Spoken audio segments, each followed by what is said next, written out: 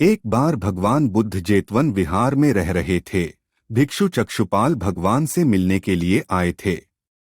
उनके आगमन के साथ उनकी दिनचर्या, व्यवहार और गुणों की चर्चा भी हुई। भिक्षु चक्षुपाल अंधे थे।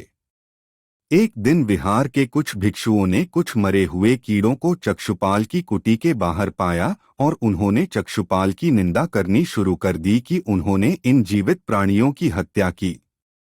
भगवान बुद्ध ने निंदा कर रहे उन भिक्षुओं को बुलाया और पूछा कि क्या तुमने भिक्षु को कीड़े मारते हुए देखा है? उन्होंने उत्तर दिया, नहीं।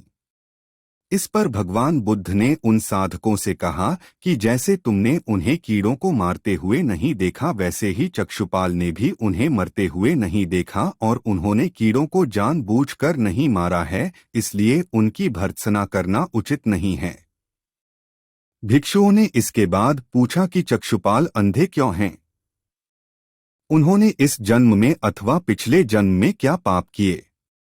भगवान बुद्ध ने चक्षुपाल के बारे में कहा कि वे पूर्व जन्म में एक चिकित्सक थे।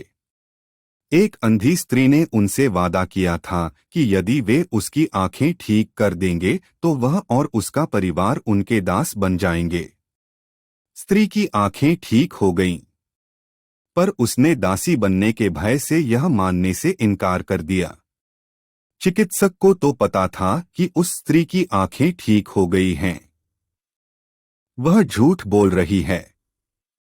उसे सबक सिखाने के लिए या बदला लेने के लिए चक्षुपाल ने दूसरी दवा दी। उस दवा से महिला फिर अंधी हो गई। वह कितना ही रोई पीटी, लेकिन चक्षुपाल जरा भी नहीं पसीजा। इस पाप के फलस्वरूप अगले जन्म में चिकित्सक को अंधा बनना पड़ा।